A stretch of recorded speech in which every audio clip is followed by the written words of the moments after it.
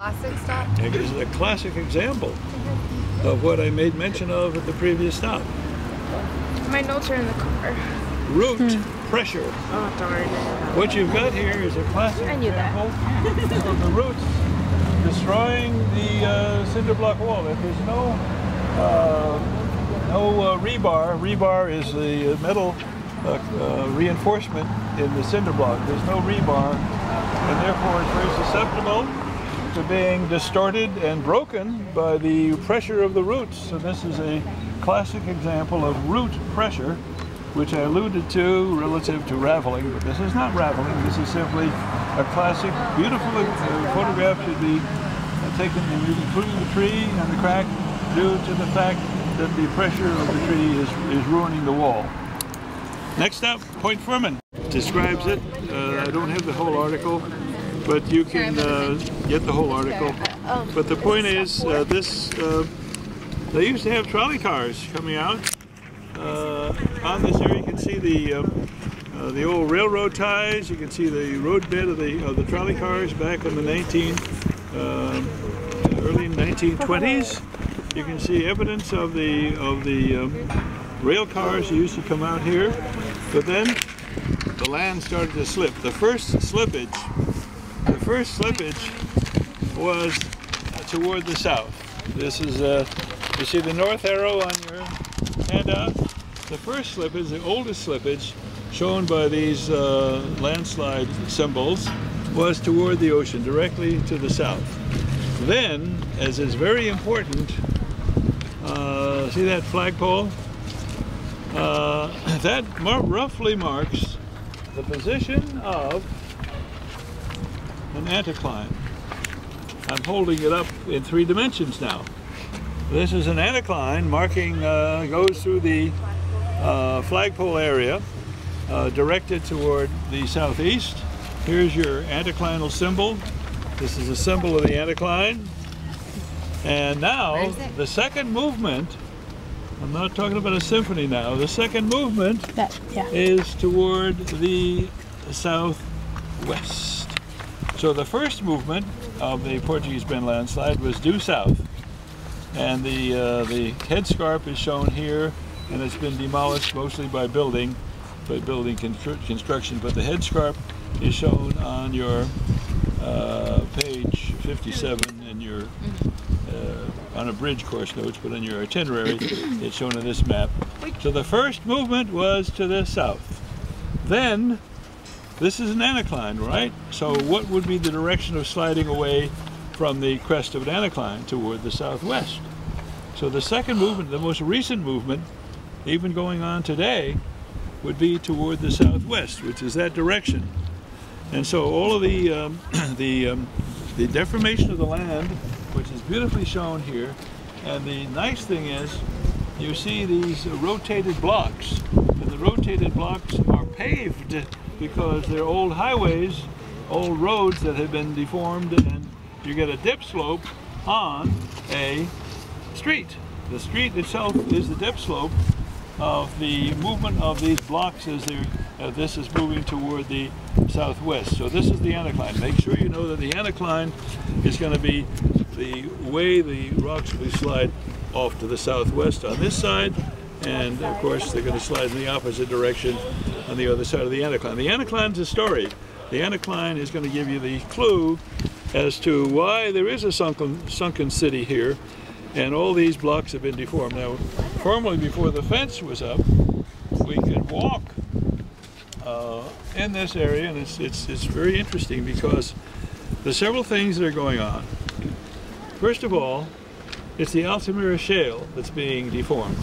These slide blocks are the slippage of the Altamira shale away from the flank of the anticline. This is an anticline, and the flank of the anticline is going to be on the southwest side here, if we were standing. And so the Altamira shale is slipping as shown in this 3-dimensional model. Now, the anticline is the source of the way the rocks are sliding, and if we look at the seashore, we can actually see the dip corresponding to the correct orientation of the blocks that are sliding toward the southwest. But more importantly, the Altamira Shale bedding plains are lubricated by Montmorillonite clay. Montmorillonite clay, one of the most remarkable stops before this darn fence was up. We could walk and take a sample and use benzodine on this Altamira Shale. It turned a vivid blue, and it should elicit a wow when you see this, but we can't do it because of the fence. But the benzodine showed a dramatic blue stain due to the slippery clay, the Montmorillonite, on the bedding plane. So the bedding planes contain Montmorillonite and shown dramatically, and we can walk there if we get across this fence, right across the fence by the tilted blocks.